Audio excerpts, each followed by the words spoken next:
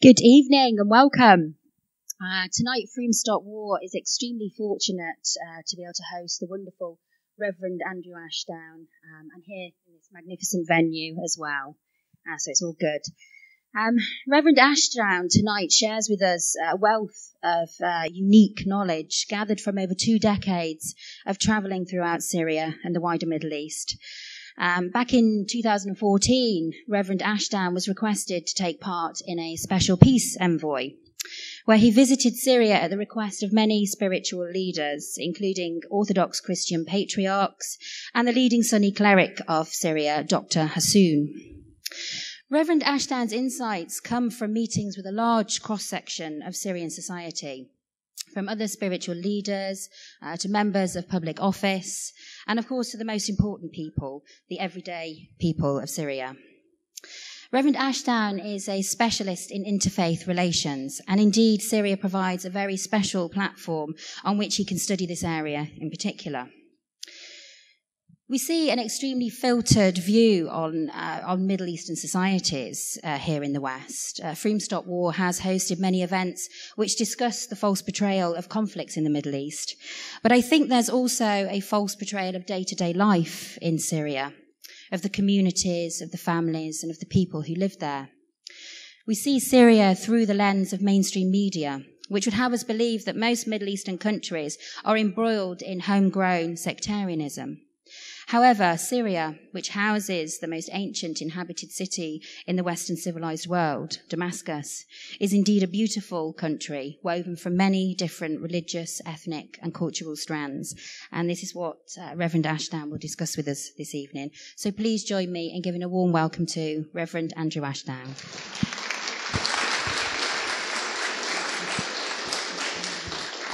Right. Thank you very much indeed for that very warm welcome, and I feel quite honoured to have received... Oh dear, there I go already, pressing the wrong button. Okay.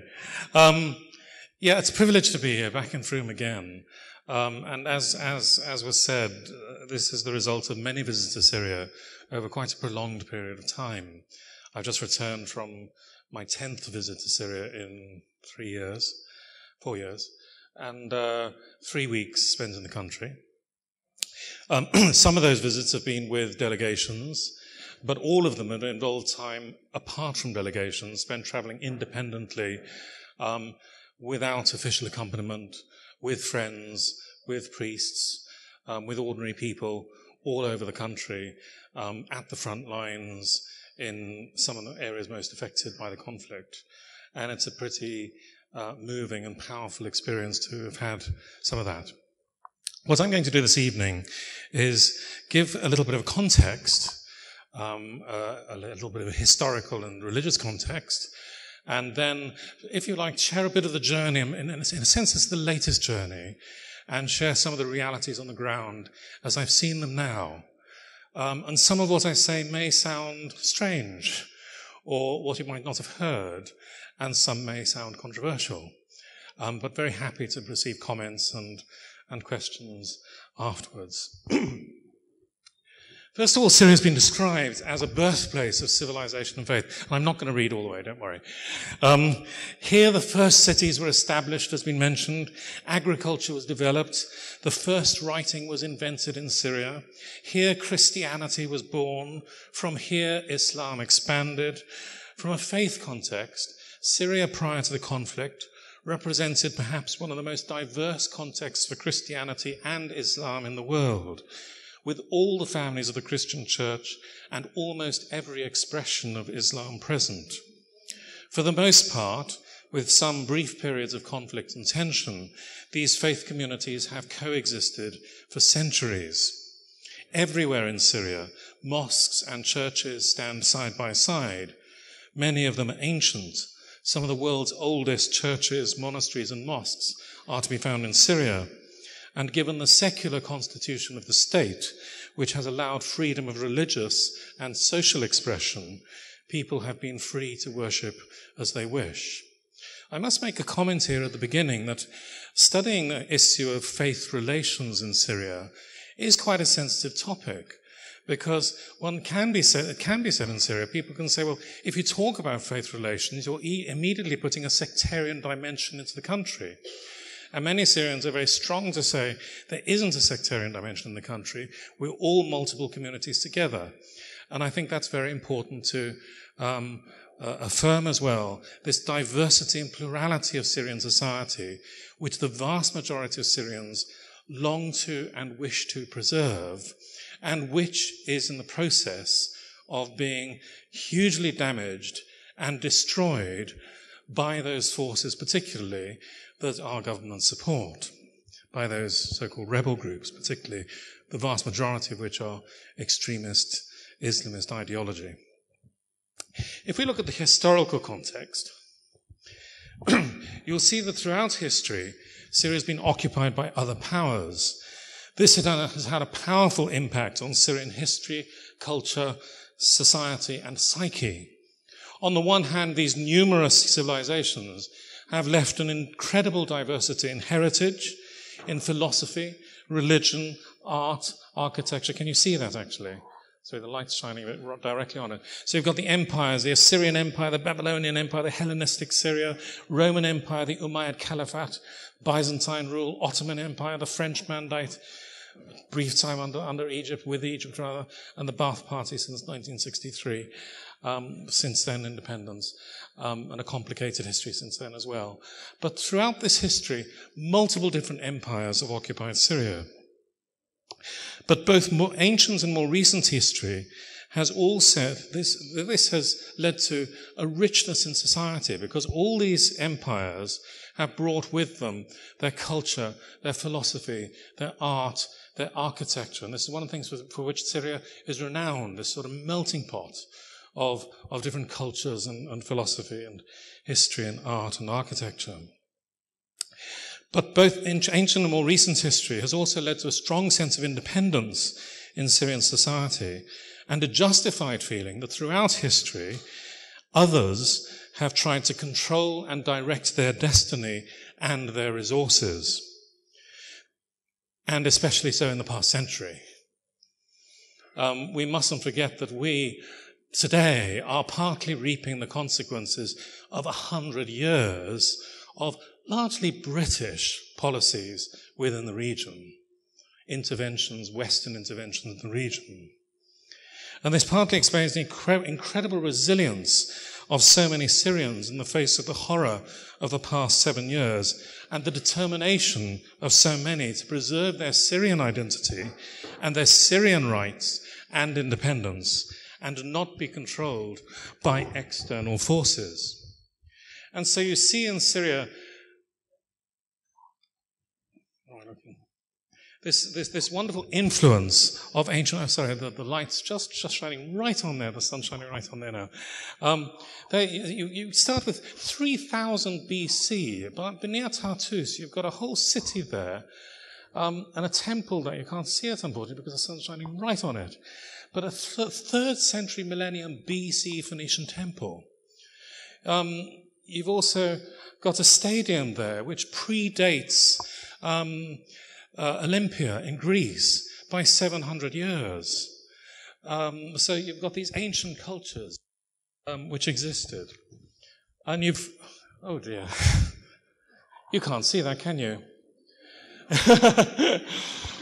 There's 4 slides. That's sun right through that middle window. You've 4 slides there. We've got the Greek city of Apamea. We've got the Crusader castle of Crac de Chevalier. We've got the Roman city of Palmyra. This complete complex has been destroyed by ISIS, by the way, in that picture. The 6th century Byzantine deserted cities there. These represent some of the ages, the historical cultures that are all present within Syrian society. So what is Syrian society made up of? If we look briefly at the makeup of Syrian society, we see that the majority are Sunni. These figures predate the conflict, so they can no longer be accurate, but they cannot express the nuance and diversity contained within them. Because in Syria, for example, Sunni Islam has always been primarily of the moderate Levantine variety. Syrians will say Syrian Islam is not Saudi Islam, is not Wahhabism, is not Salafism. Levantine Islam is nothing like that. It's very different to Gulf Islam. It's always been much more tolerant, much more moderate.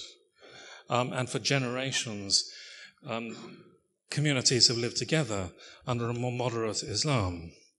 But within Syria, you have everything from the vast majority, which they represent that Levantine Islam, through to the more conservative, and more recently, right through to the extreme, I would say very small in Syrian terms, extreme Wahhabi philosophy as well, which has been imported. So many people have said to me in villages and towns around Syria, Muslims and Christians, have talked about since the 1970s and 1980s, tens of thousands of Syrians, and this is true across the Middle East as well, and Asia as well. Tens of thousands of Syrians went to work in Saudi Arabia. And during those decades, either studying or working, they were influenced by the Wahhabism that was taught in the mosques. And this was brought back into Syria, and Saudi money was spent on building mosques in particularly rural areas and poorer communities in Syria. And that influence has helped to build a more conservative, if you like, Wahhabism within society. But that doesn't reflect the nature of Syrian Islam. Then you have 13% other Muslims, which are, of course, Shia, Alawi, which is a Shia Muslim sect, which is the ruling governments are from Alawi, the Alawi group, Ismaili. Christians are, they used to say between 10 and 15%. 15% was probably too high, more like probably 12 to 13. Now, a recent publication put the number in 2015 at 6.1%. That also will be out of date. It's estimated that about half the Christians have left. But you can't overstate the importance of the Christian communities within Syria or the diversity of the Christian communities in Syria. So all these different communities represent the full breadth of their expressions within Syria, living together. And what's important is that they don't live Sunnis there, Druze there. There are areas where they're majority Sunni, majority Druze, majority Christian. But the communities have lived side by side. So there are different mosques, different churches, side by side together. And this, for example, this little chart gives you, these are the 5 families of the church, for example, the Oriental Orthodox, the Eastern Orthodox, the Catholic churches, the Protestant churches, and the Assyrian Church of the East, which is the most ancient. All the denominations within them, and every single one of those is represented within Syria. So rich Christian heritage, which has been there since the days of Christ. So talking a little bit about the Christian heritage, and I'll come shortly after to the Muslim, and then we'll talk about the realities on the ground now. As the former Greek Melkite patriarch Gregorius Laham said a couple of years ago at Christmas, Christ was born in Palestine, Christianity was born in Syria. Absolutely true. St. Paul, of course, converted on the road to Damascus, taken into Damascus, and it was Syrian Christians who nurtured him in his faith. And St. Paul became the great missionary of the Christian faith, bringing Christianity to the West. We in the West have Syrian Christians to thank for our Christianity. Are we supporting Syrian Christians now? The Syrian Orthodox Patriarch Ignatius of Frome, one of the great Christian leaders in the Middle East. Syria is a place where minarets embrace churches. Where minarets embrace churches. Christianity and Islam were born here. Brothers and sisters in the West should help us not to leave, but to stay and to be bridge for peace. Come and see for yourselves. And so some of these pictures represent that diversity. So you've got the Christians of the East, for example, in the northeast there. The Armenian church. There were over 1 million Armenians in Syria. Very, very important community. And of course, after the Armenian genocide in 1912, 13, 14, 15, sorry. Sorry? Okay, thank you. Many, many Armenians came to Syria, and there was already an Armenian Christian community, and they remain an important community. And all these communities meet together as well, the leaders of them on special occasions. So, for example, this slide, it's a shame at the sun. This slide was taken just a few weeks ago at an Armenian genocide memorial service, actually, where some of the faith leaders from the different churches were present. And if you could see the slide better, you could see the different hats from the different religious communities of the religious leaders in front here, all showing their solidarity together as Christians within the community. And this Catholic bishop from Aleppo, he said, Christians in Syria accept plurality. We cannot reflect on our shared existence in Syria without the dynamic of dialogue. This is more difficult for Muslims, that's a fact. Yet many Muslims in Syria have admiration for the Christians and openly say that without the presence of Christians, Syria would lose a vital part of the quality of life and pluralistic identity. I just want to mention here, and I will mention in a minute, and I'll show you slides of it as well. Wherever the rebels, so-called, that we support have taken over the areas that they have occupied, there are no Christians. They have been either killed or they've fled. And their churches and the mosques of the Shia and any other community or minority community has been destroyed. Okay? Let's take that in.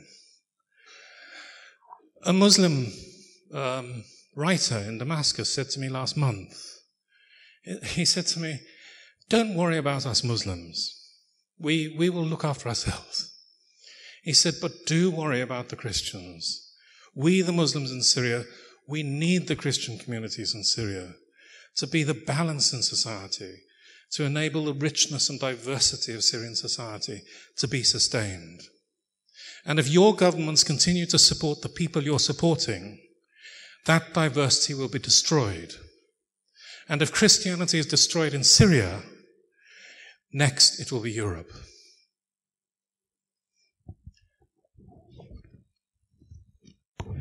A little bit on the Muslim mosaic. I think it's important to talk about this mosaic.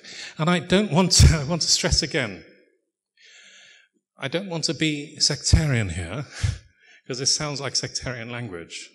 What I'm talking about is the importance of the cultural communities and the religious communities, their diversity and plurality, which is central to Syrian society. This is something which we are not aware of in England. This is something that is not mentioned in our news media. When we talk about the destruction, when we talk about the terrorism, is it ever mentioned about how the communities are being destroyed, that communal diversity, that plurality of Syrian society is being destroyed? Are the Christians ever mentioned? Now, I've had the privilege of meeting the Grand Mufti, Dr. Hassoun, on many occasions since 2003. I want to say absolutely clearly, right here, Dr. Hassoun has been vilified in the West. He's been accused of horrendous things. He's been misquoted. It's an absolute lie, as has been said in the Western media, that he signed the death warrants of so many thousands of prisoners or whatever. Absolute nonsense. He has nothing to do with the legal system in Syria. He's a religious figurehead, and it's not the juridical legal system that I don't know the legal language, but it's the religious, what's the terminology? My brain's gone.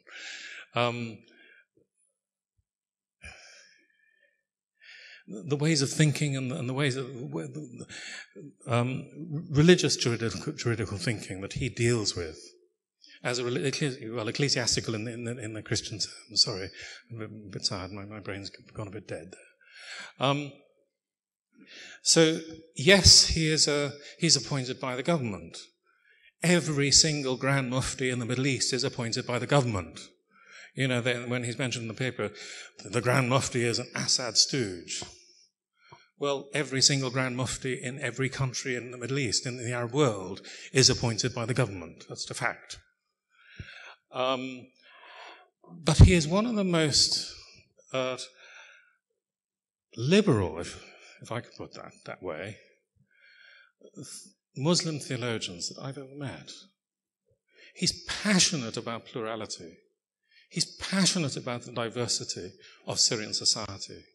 He's passionate about the protection of Christians and the protection of all communities within Syria.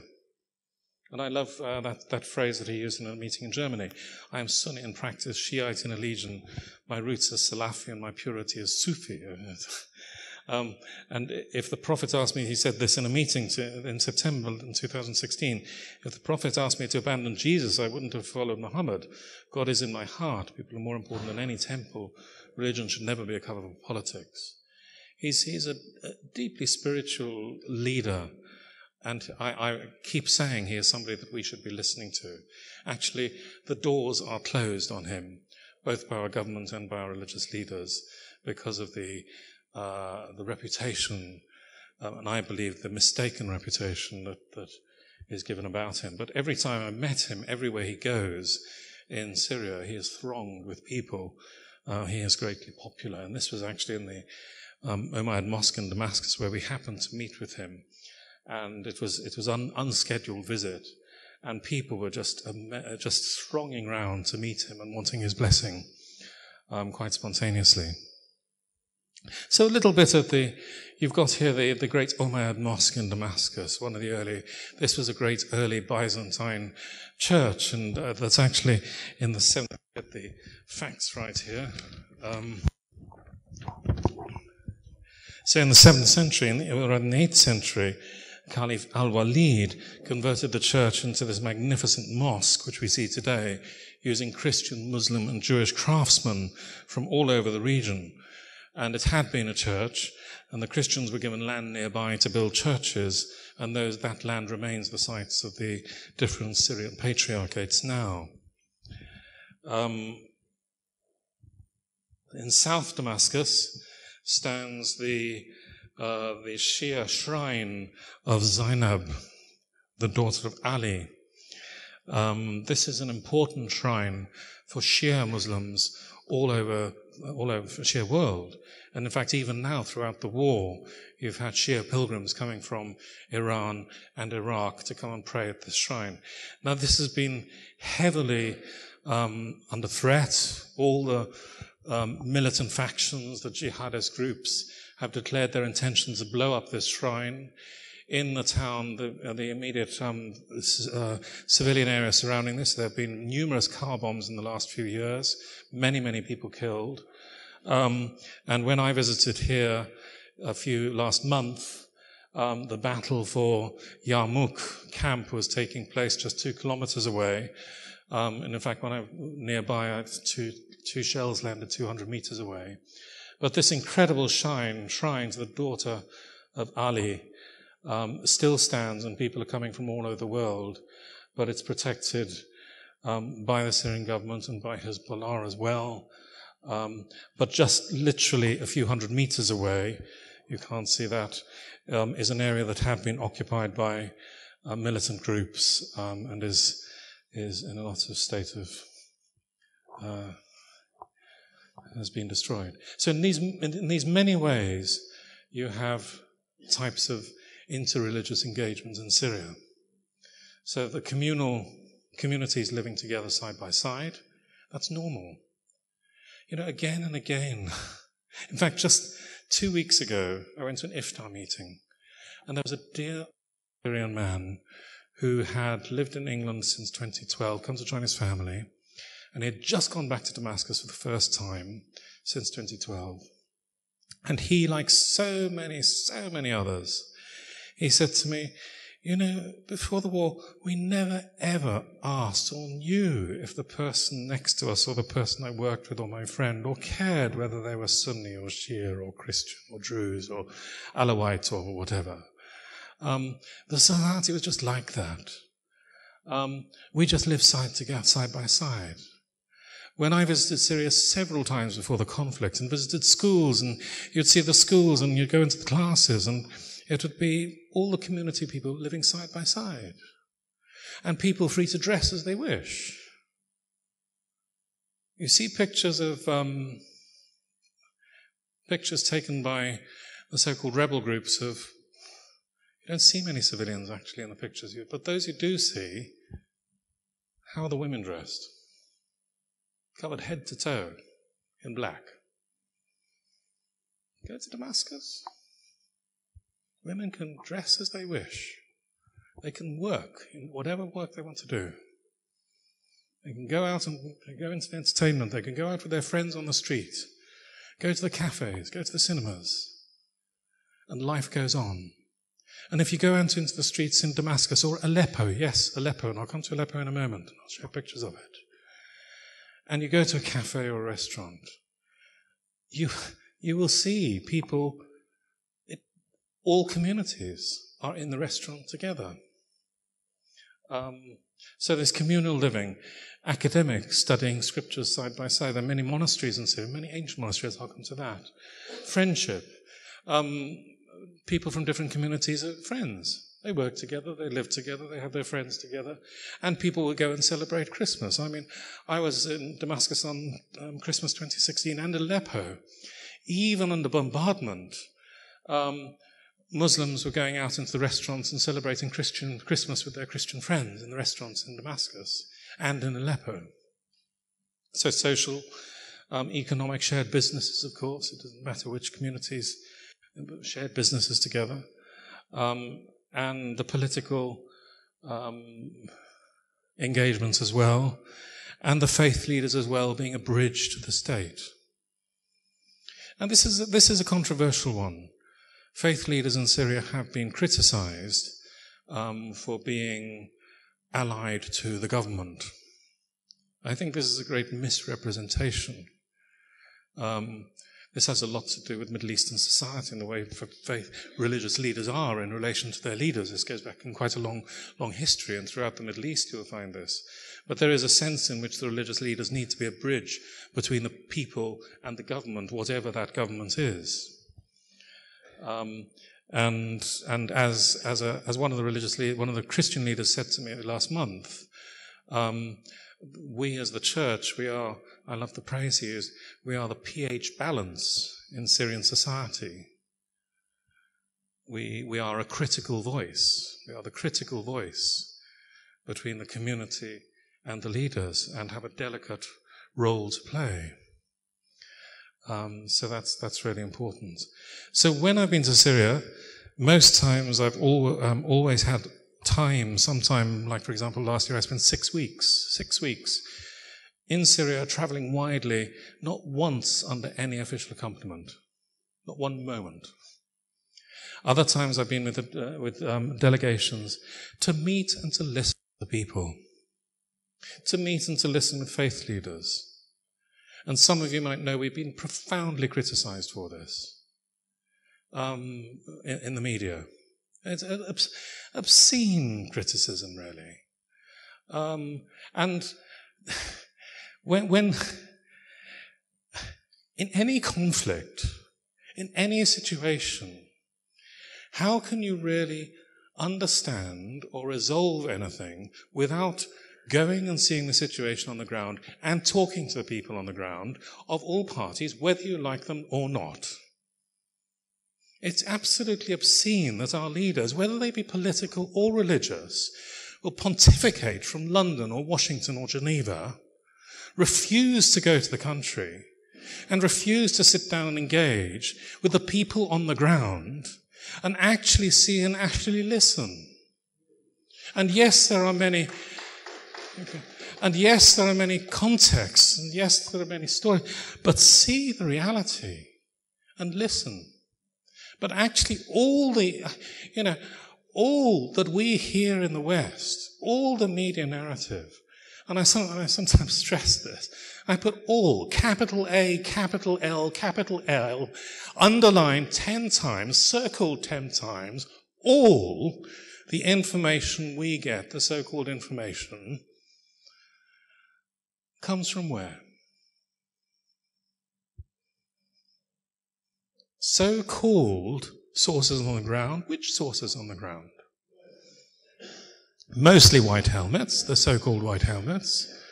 and militant groups who have, without any verification, without any ability to prove what they're saying, we take it at their word, with all their agendas, and it's just the obscenity. And we listen to these extreme, and most of them are extremist ideologues who have obscene views, frankly, on society. Do you think they have any intention of establishing democracy?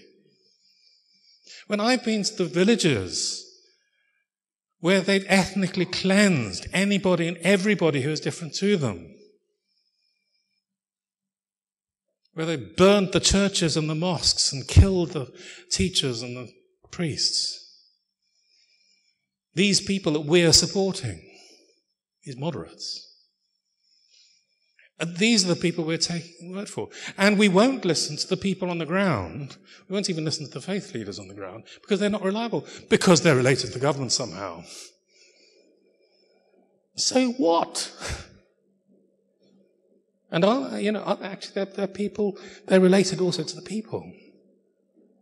I don't know the figures, but I think it's about 80% of the population of Syria inside Syria live inside government-controlled areas.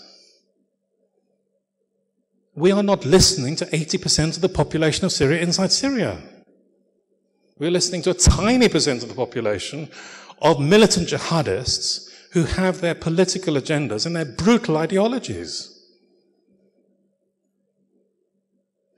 Not to mention the fact that we keep on, just last week, I was invited to, or told of a meeting at Parliament called by some charity groups to talk about their concern for the 6.9 million internally displaced in Syria and the humanitarian needs of the 6.9 million displaced in Syria. Who were the charity groups? They're the charity groups that are working exclusively in militant-controlled areas. When the 6.9 million displaced in Syria, where are they?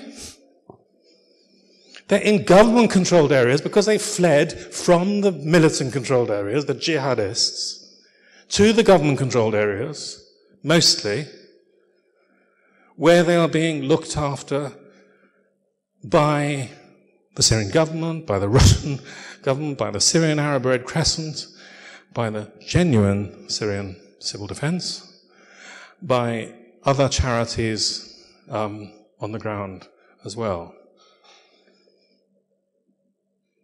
And we're not listening to them.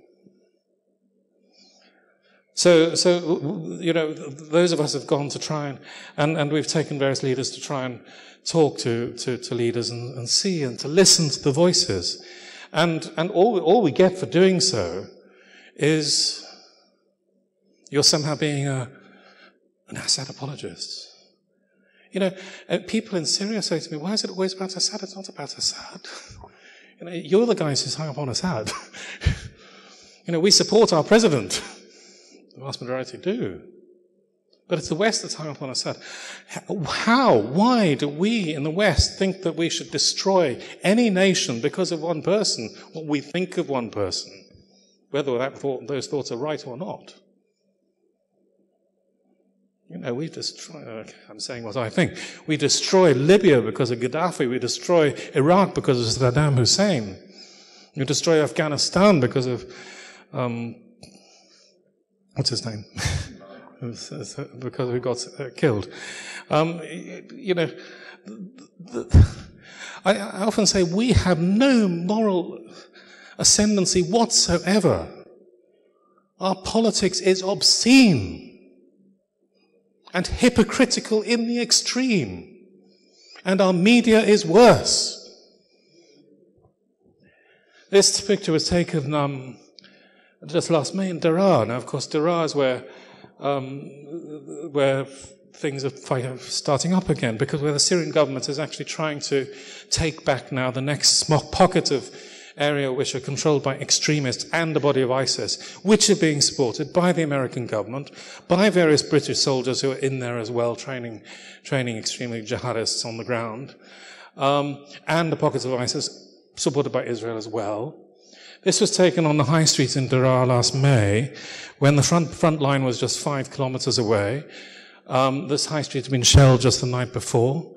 And we were with religious leaders, Muslim and Christian, going down to open a community centre for all the people of the town, which had been opened together by the faith communities of the town. So there you have a local Christian and local Muslim opening together this local community centre, which was used for the local communities. Then you come to Damascus. We love Damascus. Anybody who goes to Damascus just falls in love with Damascus. Damascus is a remarkable city. It's one of the oldest cities in the world. And life, it is remarkable how life has continued. In the suburbs of Damascus, there's been a lot of destruction that we've seen, because again and again, what the people who were there have said, areas occupied by militant groups who come in, taking control of areas, and virtually held civilians hostage for years on end. And those areas have been, and the people have fled those areas as well. And then those areas have been attacked by the Syrian government to try and, actually they've been actually attacked in the last minute. They've been held for so long. And numerous efforts made to try and persuade the militants to lay down their arms or to let the civilians go for years. And in the meantime, you have the center of Damascus, where life goes on, and the streets are busy, and people go to schools and hospital and cafes and so forth. But day after day, night after night, shells, car bombs, attacks, randomly. The old city particularly under heavy attack. Usually always, particularly at particular times, the busiest times of day, when the schools are out. Schools being targeted. Hospitals being targeted. While the world was weeping over East Ghouta in April, about the militant jihadists that the Syrian government was trying to get out of East, trying to finally defeat, having for months and years been trying to make arrangements to get them out without going and destroying the area. While the world was shedding crocodile tears over the people who were suffering there, and they were suffering, it was never mentioned that in the last 6 years, 11,000 civilians have been killed in the center of Damascus. 2,500 of those are children. 11,000, 30,000 injured. Now just, those are figures. But just try and imagine, what would we be doing? How would we be feeling? If the centre of London, the West End, Westminster, was being shelled every single day for 6 years, car bombs happening every single day. The world goes mad when there's one attack and 3 people get killed. For 6 years, every single day, car bombs and shells, children being blown to pieces, 11,000 people killed, 2,500 children, 30,000 injured, by tens of thousands militant jihadists occupying an area of South London. Would we be supporting the militants in South London?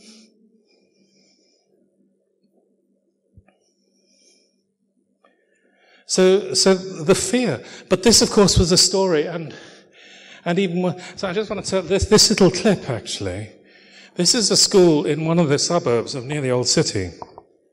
Just 2 weeks before this clip was taken, and just an example. 2 weeks before this clip was taken, the shelling was so heavy in this area. This is shelling from East Ghouta. This is what the Syrian government was trying to stop by getting rid of the militants in East Ghouta. Well, they're gone now, by the way. Damascus is quiet. For the first time in 6 years, Damascus is quiet. People are happy. People are out on the streets. Everybody's celebrating. And the people who are under siege and by the militants, by the terrorists, by the jihadists in East Ghouta are now free of that. Okay, there's a lot to be done because a lot have lost their homes, but they're being looked after, and actually efforts are being made to restore life within the areas. But it's peaceful because the militants of the jihadists, the terrorists, have been defeated. So anyway, 2 days before, the government had ordered the schools to shut down in this area because the shelling was so heavy from the militant groups. From East Ghouta, actually. And a shell landed right in this schoolyard, and unfortunately, because of the light, we can't see the pockmarks, or in the whole building there. They're covered in pockmarks. And fortunately, because the school wasn't occupied, it happened at playground time. So this often happens. But anyway, so this happened 2 days before. So this was 2 weeks later, in the same playground, and it's just an example of how the staff were trying to just do something really simple to keep spirits up.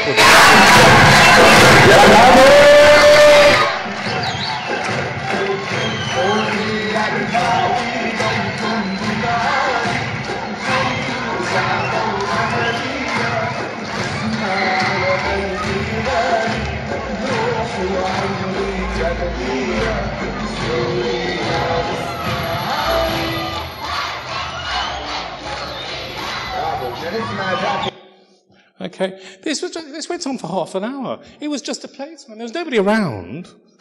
This was just a school playtime with the staff trying to give the children a bit of fun and a bit of life. We visited East Ghouta actually the week after. Now, I must stress here that I'm not a journalist. We've got other journalists here. I'm just a priest. I'm just a man who's got a passion and a compassion. So I don't have all the figures, and I don't have I'm not an investigative journalist in that sense, but I observe and I listen and I watch and I want to share, and from a faith perspective as well. But we went to East Ghouta, and we went to, I didn't, like others, go and visit the Duma Hospital and things, but we did go to one of the camps. Over the last few years, I've been to several of the internally displaced camps in Homs, in Aleppo, in Damascus here in East Ghouta. And the stories are consistent of what these people who have fled, the terror of the militant groups that we are supporting, of life under them. I remember an elderly woman 2 years ago on the edge of Yarmouk when I went to one of the camps there, where 600 women were being looked after in 4 classrooms on one floor, and 600 men were being looked after in 4 classrooms on the other floor. And this is how they were living, just with sheets dividing their mattresses. And this old woman just fell at her feet and screaming. And she just said, "They killed my husband, they killed my children, they killed my grandchildren in front of my eyes. Tell the world, why are your governments supporting this?" This was an old woman in her 80s.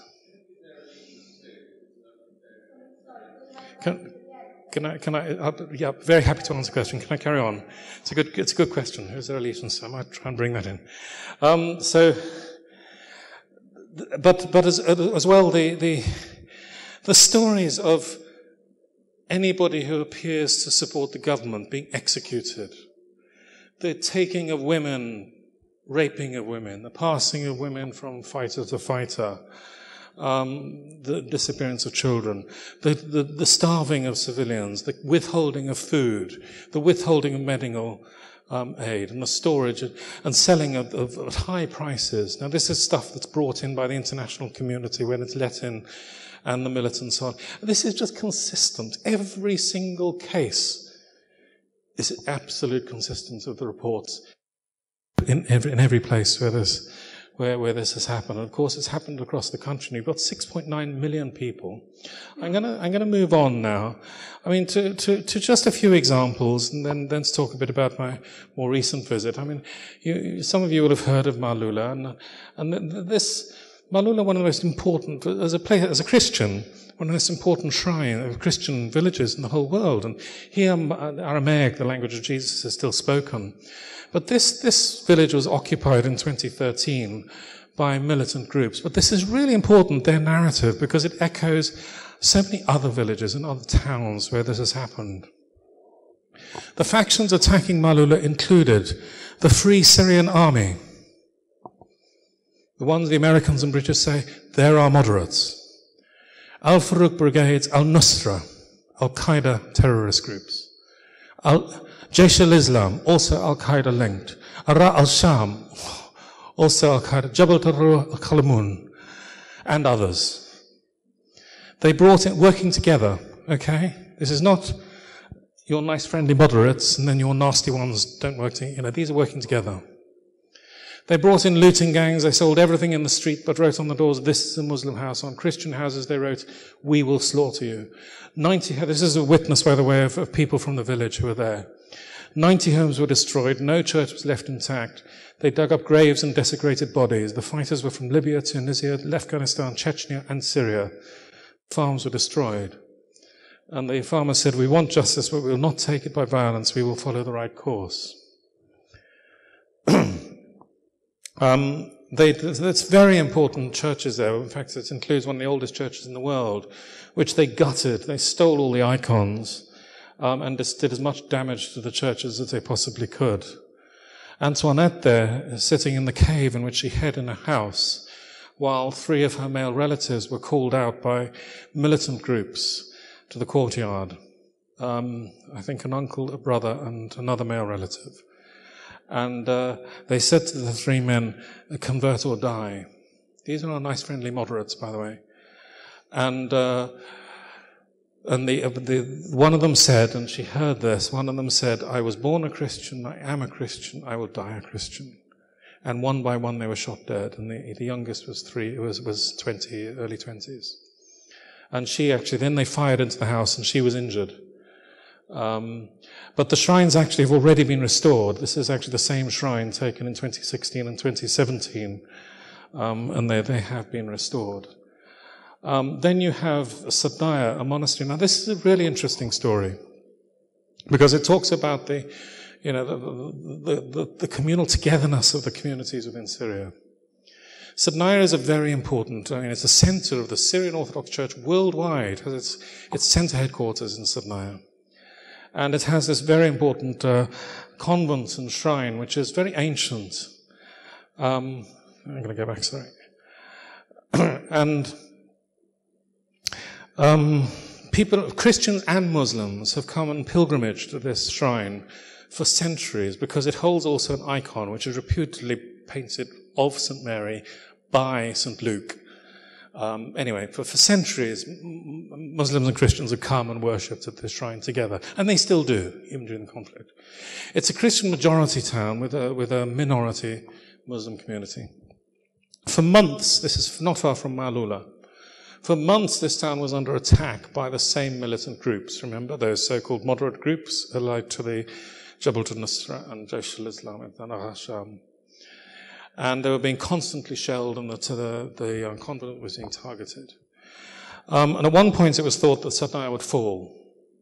And I was told that the men went and joined, the Christians and the Muslim went to join the Syrian army to fight against the terrorists, while the women and the children and the elderly went into the churches. And they made a promise, 2 promises.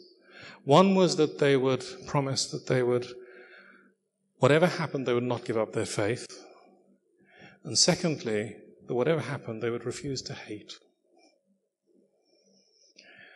And fortunately, their men and women as well, because there are women fighters as well, prevailed. And when I asked the Mother Superior of the monastery last year there what her message to the Christians of the West was, to the West, she said, you go back to England, she said, You go back and tell your people there to come here and to thank the Christians and the Muslims of Sadnaya for protecting this monastery, to thank the Christians and the Muslims of Sadnaya for protecting this Christian town, and tell them that we and the Syrian army are protecting you from the rebel, the terrorism that you are supporting. Or words to that effect.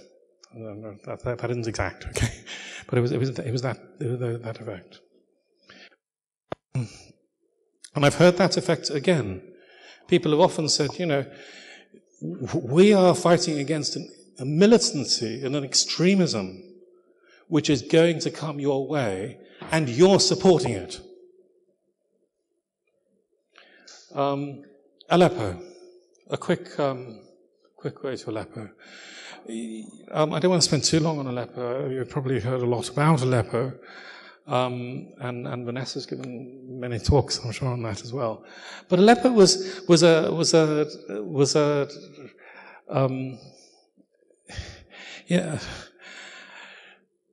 there's West and East Aleppo, a city of 2.5 million people.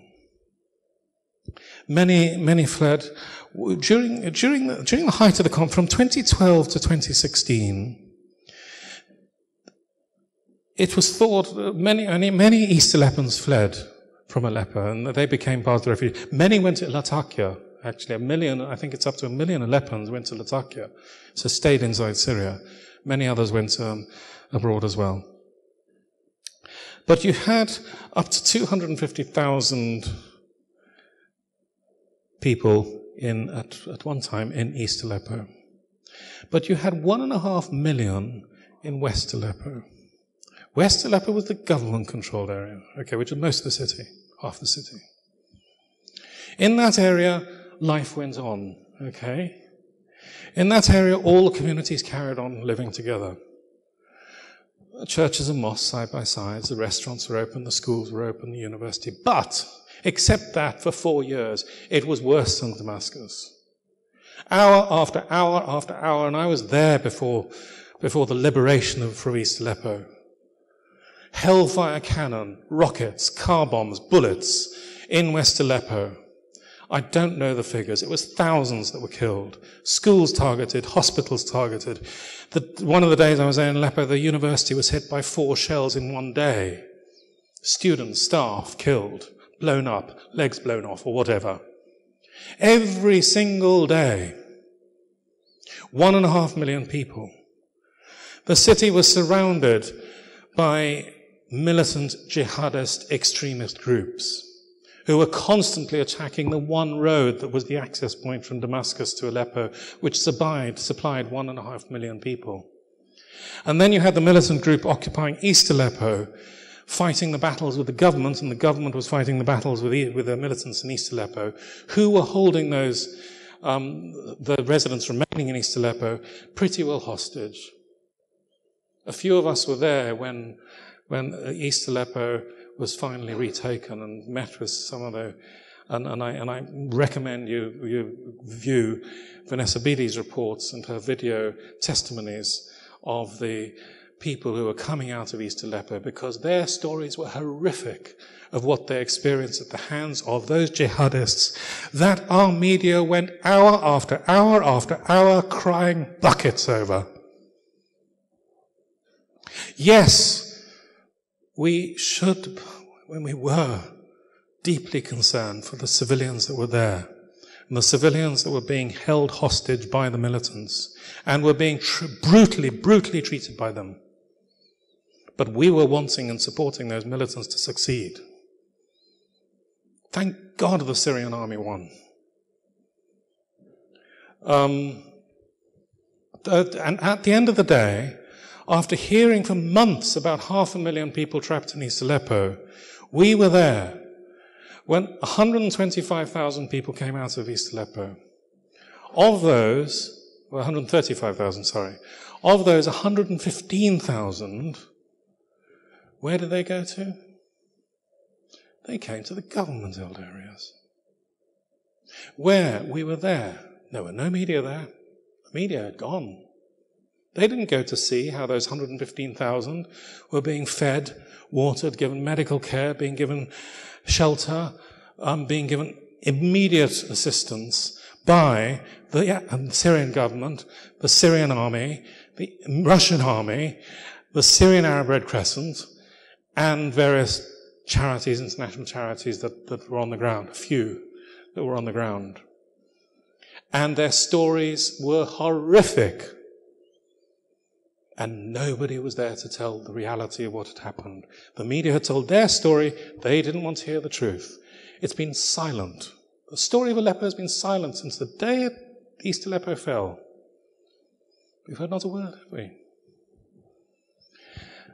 So we were there on the day of liberation, actually, and saw, you can't see much here, but we walked into East Aleppo on the day of liberation and saw some of the destruction. But actually now, things are, the situation in Aleppo, and I was there just last month, it's so encouraging because actually the streets are coming alive again. The atmosphere is different. People have hope. You can go and walk in the streets and go to the cafes, and you're not worried that there's going to be a shell landed on you at any moment. And you can move around the city safely. And people are partying and dancing and singing. And many of the areas that were particularly the very important areas, the symbolic areas like the Citadel, have been completely cleared up, and the cafes are back there, and people out and celebrating, and young people going and enjoying their city. And even this is out in the parks, one of the parks in Aleppo.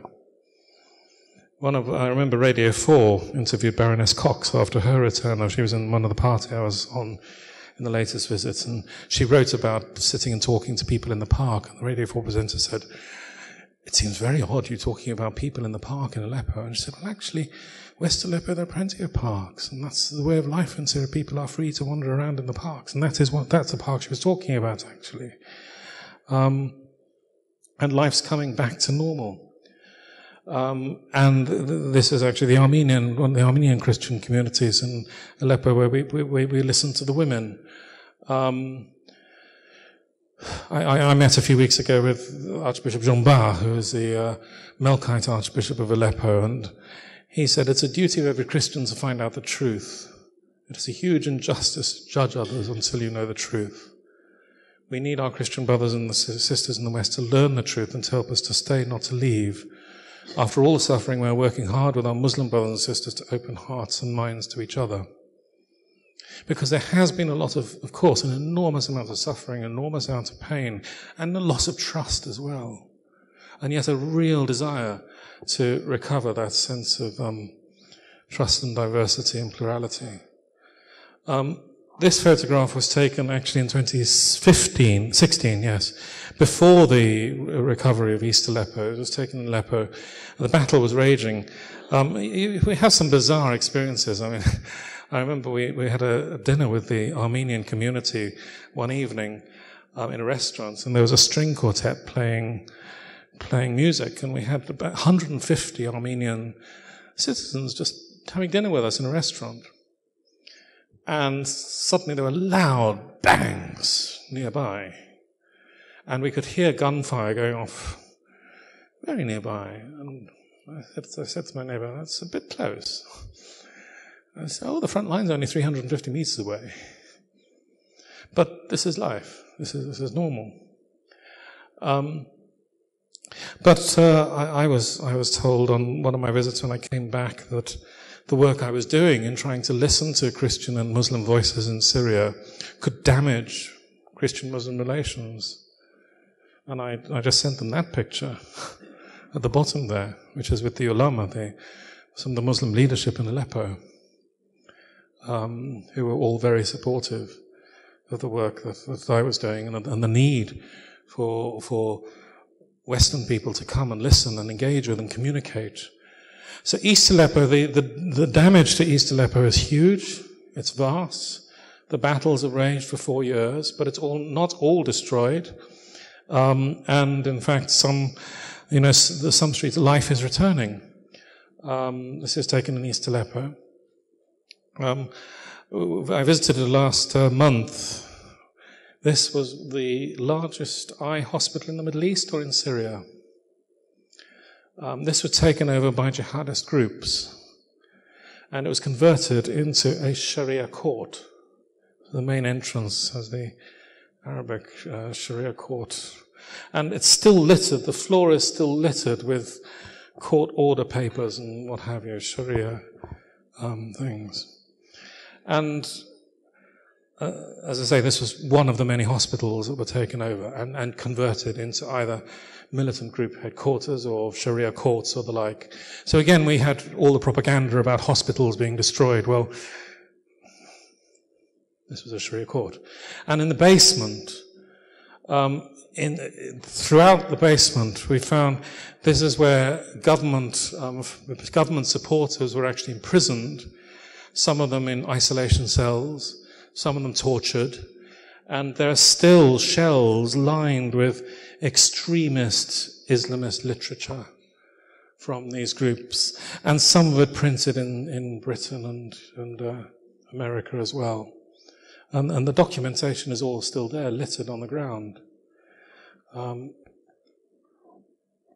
outside, I was told that these cages, they had actually put people in the cages on the top of the hospital to prevent airstrikes on the hospital. Meanwhile, in another part of East Aleppo, I was able to visit as well the former headquarters of the so-called White Helmets, adjacent to the former headquarters of Jabhat al-Nusra, Al-Qaeda affiliate. And in one of the adjacent schools, the walls are still covered in extremist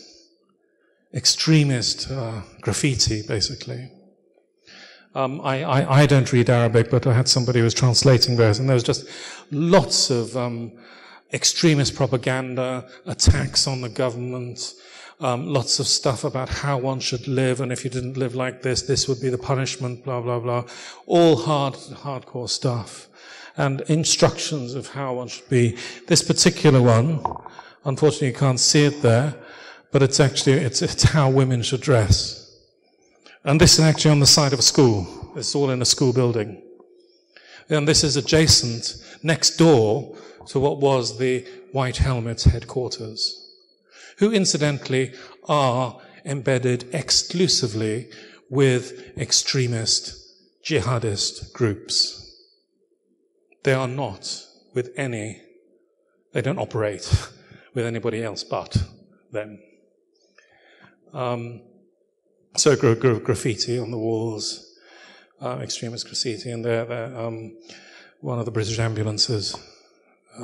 It said that actually that's the ambulance that little Omran Daknish was seated in. You remember Omran Daknish there? The one in the ambulance went viral. It was quite a surprise, actually. I was actually in the area, and somebody just said, "Oh, would you like to meet Omran?" So I said, "Well, yes, of course, it'd be lovely." He's a dear little boy. He knows very well that he's a bit of a star, but he really would quite like to get back to normality. And he wants to be a metalworker like his dad. But he was forced to sit in that ambulance for 40 minutes. He had just been in a shell. His brother had been killed in a shell. He was covered in dust, and he had a head wound, not a serious head wound, but he was forced to sit, utterly dazed, for 40 minutes while the White Helmets photographed him. And this photograph went viral and was used as Western propaganda against the Syrian government. His father was furious because actually his father supported the Syrian government and was offered, we were told, thousands of dollars by Western news agencies. Now, I don't know the facts. I'm sure the facts are somewhere, but I don't know the facts. But he was offered lots of money to what? Well, no, all I know is he has said quite categorically that he was offered thousands of dollars by the Western media, and he said that many times, and different sources have got that as well. So that's not me saying it, to say that he was opposed to the government, and he refused to do so. And I have no reason to disbelieve him, because he's passionate, he's sincere, and he cares desperately for his little boy. And he was furious, absolutely furious, with the way his boy was treated, and he still is. So this was taken actually in May last year, back in East Aleppo, when I went back, and even then, this just happened to be in this area of East Aleppo, taking some water tanks to areas of East Aleppo, and somebody just arriving, and the local Sunni Mukhtar of the area, who had been there with the jihadists, he just came up to me when he saw me in my collar. He just gave me a big hug. He said, "Brother, thank God you are here. We are brothers together." And they were celebrating the return of people. And meanwhile, the faith communities are doing enormous work. And this is talking about hope, because there is hope. There's real hope, and I'll come more to this in a moment. Enormous work on all sorts of initiatives, grassroots initiatives, working. I mean, you've got millions of traumatized people. You've got millions of people injured. You've got millions of people traumatized mentally, emotionally. The children. So you've got an initiative with children. You've got people who've lost their homes, lost their livelihoods. So you've got training initiatives. You've got providing basic needs. You've got initiatives working with, like this one, displaced children, just helping children to get a bit of life and being able to talk to each other and talk with professionals to share their experiences. And last month I also went to Kisab in northern Syria, which was also overtaken by moderate rebels in 2013. And the churches were smashed up, destroyed. In fact, the graves of the priests were opened and the bones were scattered. And the cemeteries are still all smashed up. And just enormous damage done to the town of Kisab. And the people had to flee. It was taken back by the Syrian army, and people have started to return, but it's still few in number. But I spoke to the priest there, and he was highly critical actually of the West as well. He said, "We know what we're going through. We know what we've been through. You have no right to judge us, but come and see what we've actually been through. Come and listen to our stories. Come and see the realities." And you have huge areas. Now, this particular deserted village was a Turkmen village. And this is an interesting one, because these Turkmen villages, these supported the jihadists, and they fought against the government. And they had actually quite a good, as somebody said to me, they had quite a good life in Syria before the conflict, and lovely villages and lovely houses and what have you, and quite a good life, but they supported the jihadists, and then they fought the government, and now they've fled to Turkey. So these villages are empty. But last year I also visited, I don't know if I got slides of them, yes. Last year I also visited a whole area near Latakia of several villages which had been occupied by militant groups, and it was really moving, because all of the town, all the village houses have been utterly and totally gutted. The churches have been totally gutted, and the inside everything had been smashed.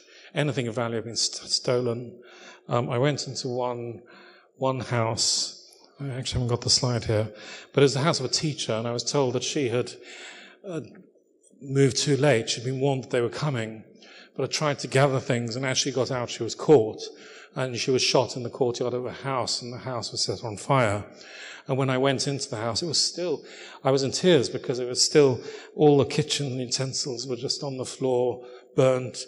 Went into her bedroom, and the bed, and all her clothes and charred pictures, and everything was just there on the floor. A life destroyed. But whole villages, literally ethnically cleansed by these militant groups. And then a few weeks ago, I traveled eastwards from Aleppo across the desert, just south of Raqqa, to Deir ez-Zor on the Euphrates. And this surprised me because I wasn't ready for this. But out of the desert suddenly appeared this Resafe, which is a Roman city on the old Silk Road. And it had been occupied by ISIS. This whole area had been occupied by ISIS until just a few months ago. And I was with there were just 4 of us in a vehicle, no officials. And there was a city, and it's been completely mined. And we traveled through the desert, through this area. And this were the 4 of us. I just wanted to just show this because people say, "Oh, well, you must do this with officials." Well, actually, this was my traveling companions for my journey this time. Was Tom, who's a British journalist. He lives with his Syrian wife in Damascus. He's lived in Damascus since 2012. Zubaida, who's trainee journalist. Myself, and our driver, Alexei, who spoke hardly a word of English, actually, but he had a great sense of humour and was great fun. And we drove through some very, very dangerous areas. In fact, our drive across the desert was through an area that we were told we were the first foreigners to have come across this route, come across south of the Euphrates through ISIS-controlled territory until a few months ago to Deir ez-Zor. Stopping occasionally at Syrian army positions. And at each particular point, they have to, if a vehicle comes along, they have to accompany that vehicle to the next point because there might be still an ISIS cell in the area. So we did have a part of this journey. And you just pass these destroyed vehicles along the way or through the desert. We did have... Oh, yes. This is one of the checkpoints. You can't take pictures of checkpoints. But I love this. At several of the checkpoints, they've converted shells into flower pots. That's very typical of the Syrian army, I have to say. They've done that a lot, that sort of thing a lot. Passing battlegrounds, numerous places where there have been battlegrounds, and with accompaniment in certain sections where they provided this armed accompaniment because of the fear of ISIS cells in the area. And finally to Deir ez-Zor on the Euphrates. Deir ez-Zor was a mixed town of Christians and Muslims, an important strategic center on the road to Iraq. For 4 years it was besieged by ISIS. 250,000 people were besieged in the center. Half the city was occupied by ISIS, and half the city was 250,000 people besieged, and the city was surrounded. And there were several thousand Syrian soldiers. For 4 years, the Syrian army and the Russian army dropped food into the city. It was the only way that they could get food to the people. Meanwhile, the Syrian army was trying to get to the city, and twice the Americans bombed the Syrian army while they were trying to fight ISIS. And twice ISIS were able to make advances because the Americans bombed the Syrian army who were trying to fight ISIS. This happened only again this last week, actually. The Americans bombed the Syrian army again this week in an area adjacent to an ISIS area. So you've got this was on the edge of the town. This was ISIS headquarters. This was taken from a Syrian army position overlooking the half of the city which had been occupied by ISIS, and the other half which was occupied by the government control. And we visited the military hospital here. Now this was a really moving visit because they said that for 4 years they had 12 doctors working 24 hours a day, 7 days a week, 350 days a year, 152 days a year, treating 250,000 people and the Syrian army. And they said they didn't, and they said that if there were militants who were captured, they treated the militants too.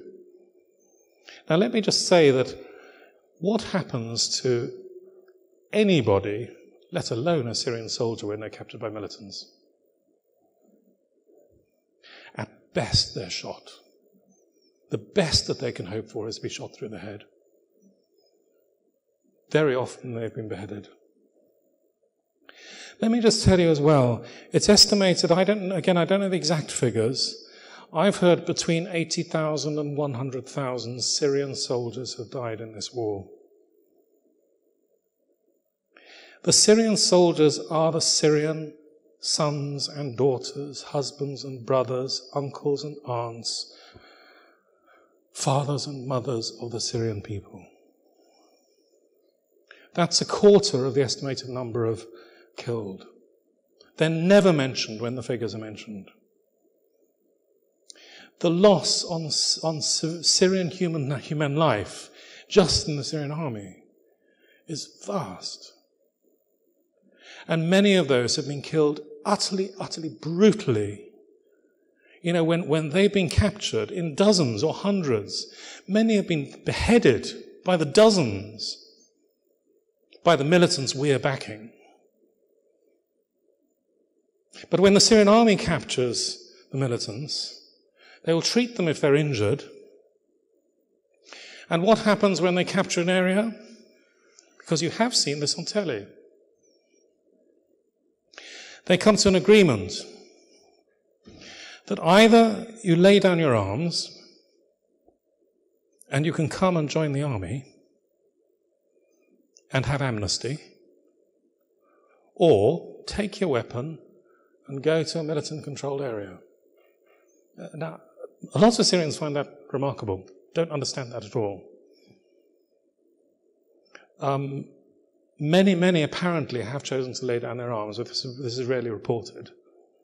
But of course, many have also gone to Idlib. We're waiting for Idlib to be the next battleground. When you hear the word Idlib, remember you've got tens and tens of thousands of extremist militants there that are going to be the next battle. But those militants have been allowed to be there by the government. They've been fought and they've been removed from areas that they were killing civilians in. Anyway, in this hospital, for 4 years, 12 doctors, they reckon they saved the lives of 4,000 to 5,000 people. And the front entrance was 100 meters from an ISIS sniper's point. So they say that anybody at any time who came into the hospital was a danger of being shot by snipers. And this is the Syrian Orthodox Cathedral in Deir ez-Zor, a mixed town which now has one Christian left in it. But the Christian community are doing amazing work with the tens of thousands internally displaced in the city in various projects. So these are just pictures from the projects, working particularly with children and the displaced families, in education, in welfare, healthcare, and looking after basic needs. So a lot of this is going on the ground by the local communities with the support of local communities. This is one of the famous bridges. These two pictures were taken in 2009. I took these two pictures in 2009 of the same bridge, and that's how it is now. And this was destroyed by the American Air Force, as it was. But I want to play you this little clip from Tom, who describes what happened there. I'm at the Zor main bridge here. I did a report in Damascus on this when the attack happened. This was a heinous attack carried out by the American government and its allies. In order to stop the advance of the Syrian Arab army against IS over there, they sent in an air attack. It travelled at treetop level. Now, everywhere you go round Deir ez-Zor, the military areas are marked with flags. So they would have seen the flags coming in at treetop level. Also, at the same time, their frequencies were jammed. Frequencies used by the Syrian Arab Army air defense. It was a defensive measure by the aircraft. The problem we've got with this is that Daesh, or IS, who are on the other side of that river, don't have the weaponry to shoot down American planes. Now, America claims that the attack was a mistake. The attack was aimed at IS. In actual fact, they killed and wounded over 150 people, all of them soldiers, at this precise spot. This area was vital because Daesh, at this point, could then attack. They attacked within half an hour. Now, the American Air Force and the coalition carried out their mistake for close to an hour, circling overhead, picking off positions, picking off sites, picking off military targets. That was Syrian, not Daesh, not IS. The Syrian army, almost on that day, lost the airport, their only supply route, their only way to bring ammunition in, food, and evacuation of civilians and medical equipment to bring in. So I'm asking you, the death of all them soldiers, the jamming of the aircraft signals so that the Syrian Arab Army couldn't return fire accurately. I'm asking you, why did IS attack in group, in mass, in an organized attack at the very same time when the American Air Force and Allied forces attacked this bridge, cutting off the advance of the Syrian Arab Army? So this is my request to NATO, my request to the USA. Please explain to me why. Because I understand why. You didn't want the Syrian Arab Army to get across this bridge. Thank you.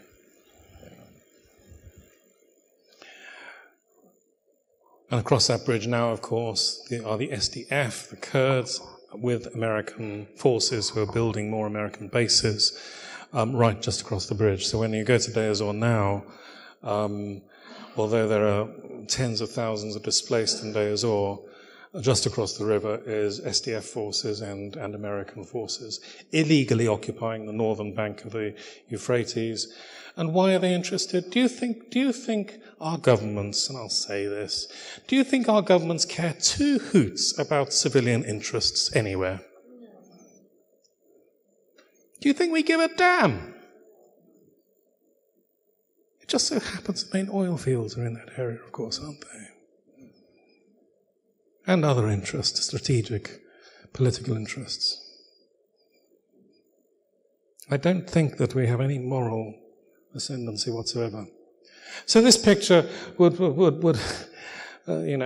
some people would shoot me down immediately and say, oh, there you are with Syrian Arab Army. Yes, these people accompanied him back through an area just adjacent to ISIS-controlled territory. Thank God for them. The Syrian soldiers, in all my visits to Syria, I've had nothing but respect for the Syrian army, because the restraint they've shown, the dignity that they've shown, the perseverance, the resilience, the respect that they've shown, and the love that is shown unto the vast majority of Syrian people, because they are Syrians. Forget these terrorists who are Chechens and Iraqis and Afghans and whoever, everybody else, and British and American. These are Syrians who have been fighting for 7 years. One guy I met last month, just a lovely, lovely guy, I think he's 24. He's been fighting for 7 years, he's now a commander. 7 years he's been at the front lines. He looks a lot older. And he's wise beyond his years. He's a veteran. But these guys, they care passionately about their country. And the majority of Syrian soldiers are Sunnis. So when you hear in the media, Assad's forces, it's Assad's forces, it's the Syrian Arab Army. who are Sunnis and Shia and Druze and Kurds and Christians, all fighting together for Syria. And so this was actually going back through this rather tense area, and through this is one area that was under control only a few months ago. It's still I think that's Jabal actually, in one of the villages going by Palmyra. And to go, I have to say, I found going to Palmyra very moving as well, because I'd been on holiday with my family to Palmyra just before the war, and to see the destruction of the thousands of years of history in the museum and in the ruins is another level, is a different level of sadness and shock, because actually this is about, now this temple, I put a picture there that's just one corner of what was here, one corner of the temple that was here that's now destroyed. But we're talking about 2,000 years of history. This is about identity. This is about culture. It's completely blown up by AS. So here, this is all that's left of that temple there.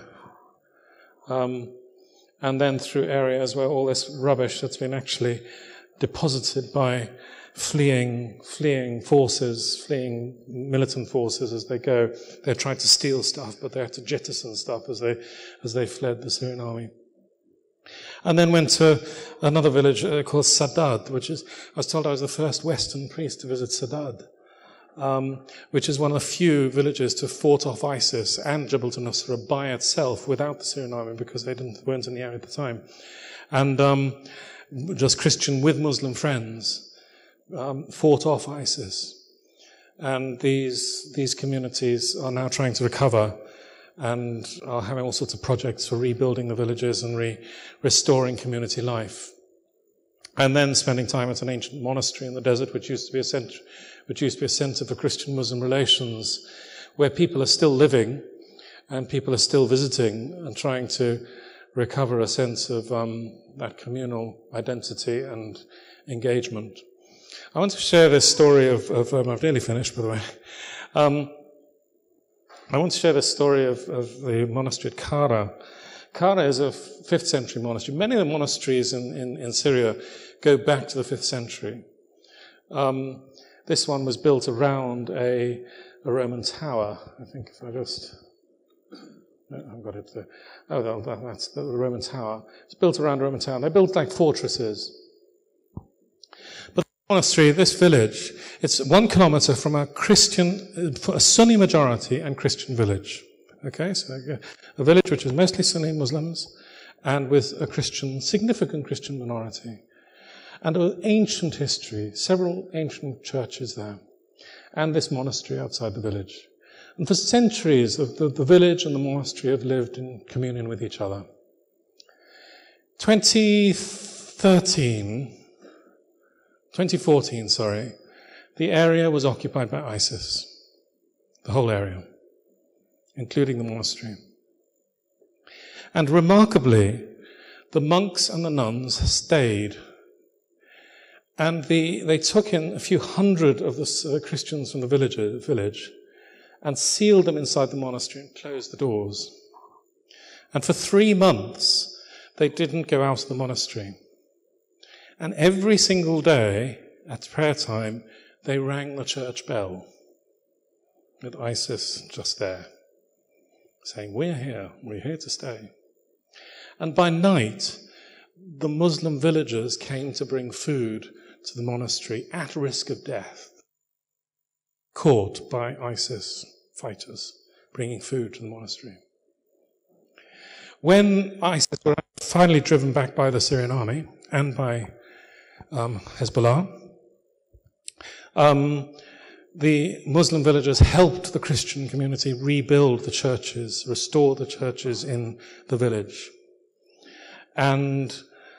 But for some months, and I was there in 2015, and I went back again a few months ago, or last month, when the monastery was only 1 kilometer from ISIS front lines. And I stayed 3 days, and the battles were going on every single night. And the monks and nuns were still there. and they were still ringing the bells, and it was a very tense time to be there, and the monastery was being guarded by, shock, horror, Hezbollah fighters. And these are the guys. That's the Times rather sneered at me on last couple of weeks ago, mentioning this picture, pictured with Hezbollah fighters. Shock, horror. They're young guys. They want to be engineers, doctors, teachers, whatever. They're Shia Muslims. And when I spent an evening with them, talking with them, they said, we will defend Christianity in Syria with our lives because you represent, Christianity represents the diversity, again and again, the diversity and plurality of this rich mosaic of the country and the region. And it's really important that we protect that. These are the evil Hezbollah fighters that our government regards as terrorists. We're actually protecting the Christians, but we are supporting the Islamist militants who are destroying Christians. Okay. So this puts it in context, and they were literally 1 kilometer in the desert from ISIS, this monastery. Then finally, you've got another major aspect in the thing is sanctions. Again and again, the last few visits in November and in April, May, again and again sanctions are being mentioned. A doctor in Sandaya said, due to sanctions, I cannot treat my patients. I cannot even give the right drugs. The policy of the British government is not only bad and wrong, it is a shame on human civilization. An industrialist in Sandaya, Syria is being destroyed twice. The first time by the terrorists that the West have supported, and the second time because of sanctions. We are unable to rebuild and re-equip the factories that the same terrorists destroyed. So the church is actually, the Syrian Orthodox Church is working with local businesses to try and build a new pharmaceutical factory in Sandaya. Why? Because the Middle East's largest pharmaceutical factory in the Middle East was destroyed by the militants in Aleppo when they destroyed over 1,000 factories in 2013 after stealing all the equipment and taking it in truckloads to Turkey. I just popped this photograph up. I just like it, but it was a guy. It was a lovely old man, so typical of so many, and I just said to this guy who spoke very little English, I said, "What's your message to the British people?" He said, "We love you."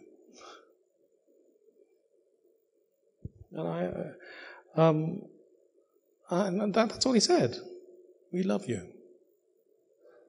And I thought, we don't deserve to be loved, frankly. I felt very humbled by that, let's put it that way.